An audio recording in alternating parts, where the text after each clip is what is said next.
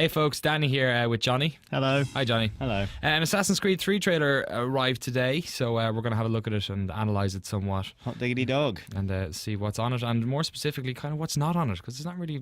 Well, indeed, as remains to be seen. But we kick off, obviously, with the Ubisoft logo, this being an Ubisoft game. We're taken to Mohawk Valley in 1777. Yeah, Mohawk Valley. It's about 200 miles northwest of New York. It's just past towards Albany direction. We've got a nice Assassin's Creed eagle. Yeah, of course, they are the kind of, the emblem of the assassins, if you will. Kind of fits a bit better in this with the whole it American does, vibe. to be honest. You've obviously got a British flag there, this taking place in the American War of Independence or Revolutionary War, depending on what side of the pond you live on. And you've got this hat which blows away in the wind and then becomes all animacy there, as does the log, and then we wipe into a bit of forest. And it's here we meet Connor with his Assassin's Creed Tomahawk there. John Connor. Not quite. Tomahawk, there's a bunch of English dudes. British soldiers dying. Now this is interesting, we'll scrub back a bit here. You can see he's obviously got his Tomahawk, but he's also got a dagger. Oh yeah. Which is getting us asking, are we going to be able to dual wield in this game? That's what I want to know. We've seen counter kills before in game where you can kind of use the hidden blade in conjunction with... Is that made of bone or something? With a sword and... the Tomahawk? No, the dagger. Oh, that's a very good... No. You know what? Maybe. Kind of looks like it. I don't know. That's a good question. Maybe it is a bone dagger. I'd be willing to say it is. So then we got there wolves confirmed in Assassin's Creed 3. Very exciting, because obviously will you be able to ride a wolf? We don't know yet. Hopefully, we're much more in the wilderness here. Yeah. So presumably there are going to be elements of kind of the wildlife out there. Whether we're going to see horses come back into the franchise is a question, because obviously Assassin's Creed 2 had some. Ooh, this is juicy. Hang on. Boom. Had some juicy kind of horse combat stuff, which then disappeared for Revelations. Yeah. And stuff like that. But obviously we got the kind of eagle emblem on his hood, just in case you weren't clear. He is an assassin. Then we got him running along here. That dude's only got a lantern as a form of defense. Yeah, it's not really fair. It's not really a fair fight, is it? Now, this is kind of interesting. I want to pause it here because it's a good look at kind of him in his full profile. Firstly, he's got this kind of like lapel front to the outfit, so it's obviously been updated quite a bit. But if you look at his right arm, the one holding the tomahawk, it's kind of bare, whereas the other one has like this leather bracer. Oh yeah, which presumably you hidden see blade. it in hidden blade. It's got the Assassin's Creed kind of crest branded on it.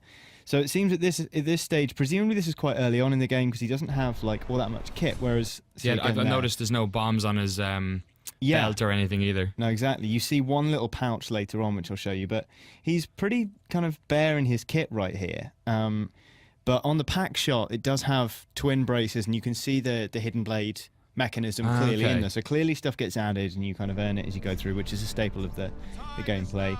Now this is interesting. This is pretty. Yeah, I like this stuff. We've got some parkour going through the trees. Now back here, you heard the kind of swing sound effect. Which comes out with the hidden blade, again kind of suggesting it's there. You can see that pouch there as well on his kind of back. Yeah. That could be for throwing knives if those are still in there. He's obviously got those twin pistols there along with the bow and arrow. Yeah, twin guns again, so you're back to the whole dual wielding. Yeah, exactly. I mean, can you do that kind of thing? You got the bow and arrow, so a lot of range stuff from the looks of things, but then he just grips onto the tree there rather than kind of jamming in or anything like that. So I don't know if we're going to see no hook blade this time around from if I had to put money on it, I'd say no hook blade, simply because it was kind of a Constantine kind of like specific things. Like not even Ezio had heard of them when he turned up in Revelations, and then all of a sudden, boom, there they were. It's interesting though because just obviously the trees are sort of replacing the city streets, I guess, from the old game. So obviously it can't all be in the forest. So it's interesting to see that maybe the action that happens in these forests is a little bit more stealthy, hunty type. I would imagine maybe so. Yeah, kind of cities. picking off patrols, kind of like that dude, the poor bugger with just his lantern there. But it's going to be interesting because you see this kind of bit. It's kind of like he's cornering it, like with the lanterns, the hanging ones. Clearly, the level design is going to be really interesting to make it look kind of like you can do parkour in it, but also make it look like a believable forest. Yeah. But anyway, then we come out onto this vista here, and it pans out to show this massive battle about to take place. Bunch of dudes fighting. They also Yeah. said in the late last week, I heard that the new engine is going to have the ability to have much more render people like thousands on it. on screen at one point. Well, the level of interactivity of those battles is kind of interesting and up for debate. While we've got a good look at him here, actually, it might be a good chance to talk about the more kind of native touches to his dress. Like you can see on his quill there, you've got the kind of like the hanging bits of leather, and you can see kind of like it's not a great shot here, but he's wearing kind of bound moccasins that go all the way up his legs. Now, what about Desmond in this? Because it's pretty much nailed on that Desmond's going to play a part in Assassin's Creed 3. He hasn't got a cut in his lip, does he? No, but I mean, for Revelations, they redesigned Desmond's face. Yes. And they changed kind of Altair's as well a bit, because the idea is that Altair and Ezio are from different bloodlines that all converge on Desmond. We did a video on this actually a little while ago. I'll throw up an annotation now so you can, if you don't know about the Assassin's Creed bloodlines, you can better understand it. But kind of in the chin and in the mouth, he looks a bit like Desmond there, but like, if you see what I mean, but he's got kind of this, his nose is quite different, and it'll be interesting to see how he ties in with the Desmond bloodline. Presumably he does. And yeah, so if we carry on with the trailer here, you then get... Who's that guy? Well, if you listen to what he's actually saying, I think we talked over most of it.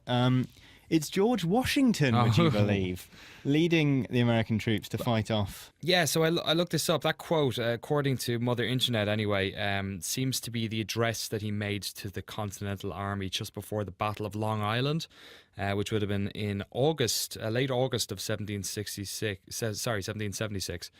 It was kind of like the first major battle of the Revolutionary War, about a couple of months after the siege of Boston. Interesting though that if it is right, that quote would be from August, so a lot of this snow wouldn't make any sense. And funnily enough as well, if we do go back to what we said earlier about the Mohawk Valley being 200 miles away from New York, it begs the question: is this a journey game? Will the character be traveling from his native lands maybe towards where the war is happening, or is he sort of adventuring around the whole East Coast area, maybe between New York, Boston, and the surrounding areas? So in terms of like chronology and distance, it's interesting to see maybe what the scale of Assassin's Creed 3 will be. And we already know from... Is it from one of the books or from... It's hinted at in game that he had an Apple of Eden or a piece of Eden. Yeah. Whether it was the Apple of Eden that's featured in other games, I'm not sure. My lore's a bit rusty on Assassin's Creed, but he's certainly kind of enlightened in that regard. Whether he's one of the Illuminati or not, I don't know.